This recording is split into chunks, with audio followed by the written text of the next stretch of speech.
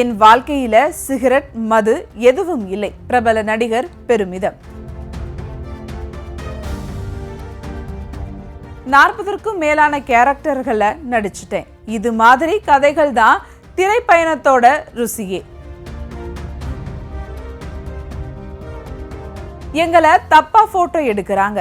இன்ஸ்டாவில் போர்க்கொடி தூக்கிய பிரபல நடிகை. தனுஷின் அடுத்த பட அப்டேட் வந்தாச்சு. இயக்குனர் இவர்தானா? இரு சூப்பர் ஸ்டார்களின் கூட்டணி தான் என்னோட பெரிய கனவு. மனம் திறந்த அனிருத். எனக்கும் மகள்தான், ரொம்ப பெருமையா இருக்கு. உணர்ச்சி பொங்க பேசிய பிரபல இயக்குனர். தள்ளிப்போன டாக்ஸிக் ரிலீஸ் தேதி. KVN-ஐ துரத்தும் சோகம். சினி வட்டாரங்கள்ல என்ன நடக்குதுன்னு இந்த தொகுப்புல விரிவாக பார்க்கலாம். Welcome to cine snacks.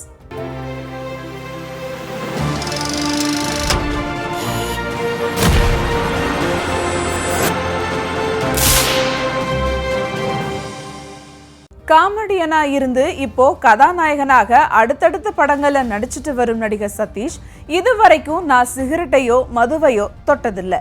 இதை சொன்னா 4 பேர் மாறுவாங்கன்னு தான் சொல்றேன்னு பேசியிருக்காரு.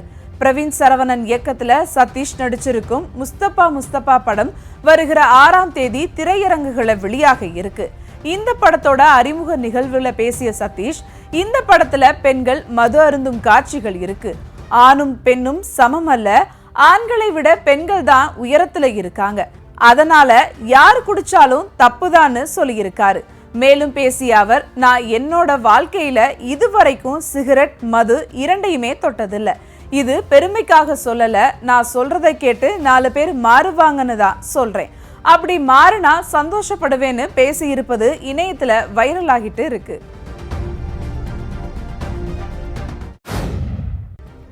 இயக்குனரா தன் கெரியரை ஆரம்பிச்சு வில்லன், ஹீரோ, அப்பா என எல்லா கேரக்டர்களிலும் கலைக்கு வரும் நடிகர் சமுத்திரக்கனி போலீஸ் கதாபாத்திரங்கள்ல நடிப்பது திரைப்பயணத்தில் ருசின்னு பேசியிருக்காரு.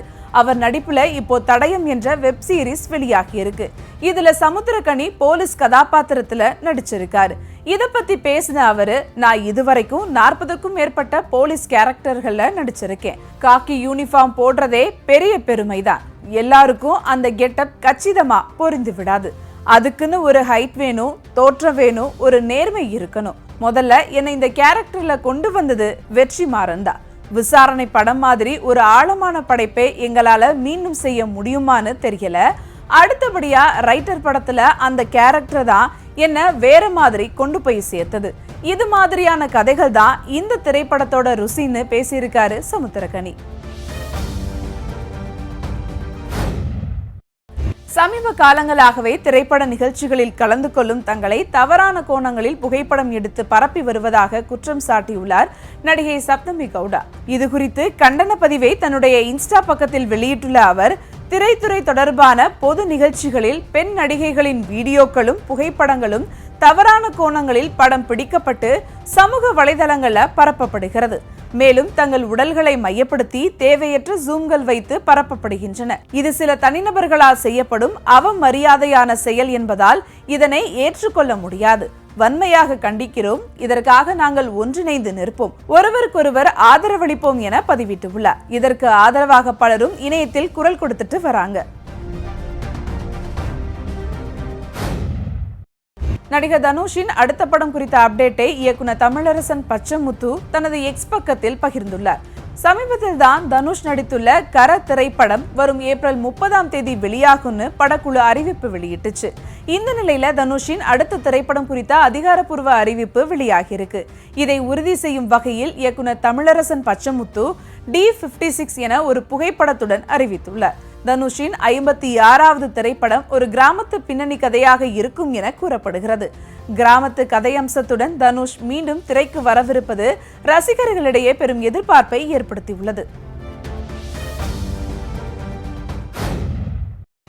சமீபத்திய நேர்காணல் ஒன்றில் பேசிய இசையமைப்பாளர் அனிருத், இரு சூப்பர் ஸ்டார்களின் கூட்டணியில்தான் இசையமைக்க வேண்டும் என்பது தன்னுடைய பெரிய கனவு என பேசியிருக்காரு. உங்களுக்கு எதிர்காலத்தில் ஏதேனும் கனவு கூட்டணி இருக்கிறதா என நிகழ்ச்சி தொகுப்பாளர் கேள்வி எழுப்பியிருக்காங்க. அதற்கு பதிலளித்த அனிருத், ரஜினிகாந்த் மற்றும் ஷாருக் கான் இணைப்பு நடந்தால் அதில் நான் தான் இசையமைக்க வேண்டும் என்பது பெரிய கனவு என தெரிவிச்சிருக்காரு. இவருடைய இந்த பதில் ரசிகர்களிடையே பெரும் வரவேற்பை பெற்றிருக்கு. இந்திய சினிமாவின் 2 மாபெரும் நட்சத்திரங்கள் ஒரே படத்துல இணைந்தால் அது சர்வதேச அளவில் பேசப்படும் நிகழ்வாக இருக்கும் என ரசிகர்கள் கருத்து தெரிவிச்சிட்டு வராங்க. பிரபல கன்னட நடிகர் யாஷ் நடிப்பில் உருவான டாக்ஸிக் திரைப்படத்தில் ரிலீஸ் தேதி தள்ளி போவதாக தயாரிப்பு நிறுவனமான KVN அறிக்கை வெளியிட்டிருக்கு. யாஷ் நடிப்புல 4 வருஷத்திற்கு அப்புறமா ஒரு படம் ரிலீஸ் ஆகிறதால ரொம்ப ஆவலோட எதிர்பார்த்து காத்து கொண்டிருந்த அவரோட ரசிகர்களுக்கு இது அதிர்ச்சியை ஏற்படுத்திருக்குன்னே சொல்லலாம். KVN தயாரிப்புல கீது மோகன்தாஸ் இயக்கத்துல யாஷ், நயன்தாரா ஆகியோர் நடிப்புல மிக பிரம்மாண்டமா உருவாகியிருக்கு டாக்ஸிக். இப்படம் வரும் மார்ச் 19ஆம் தேதி வெளியாகும்னு படக்குழு அதிகாரப்பூர்வமாகவும் அறிவிச்சிருந்தாங்க. ஆனா இப்போ ஈரான் மற்றும் இஸ்ரேல் இடையேயான போர் காரணமாக மத்திய கிழக்கு நாடுகள் பெரிய பாதிப்பை சந்தித்து வரும் நிலையில ஓவர்சீஸ் வசூல் பாதிக்கும் என்பதால் படத்தின் ரிலீஸ் தேதியை ஜூன் 4ஆம் தேதிக்கு தள்ளி வைப்பதா குறிப்பிட்டிருக்காங்க.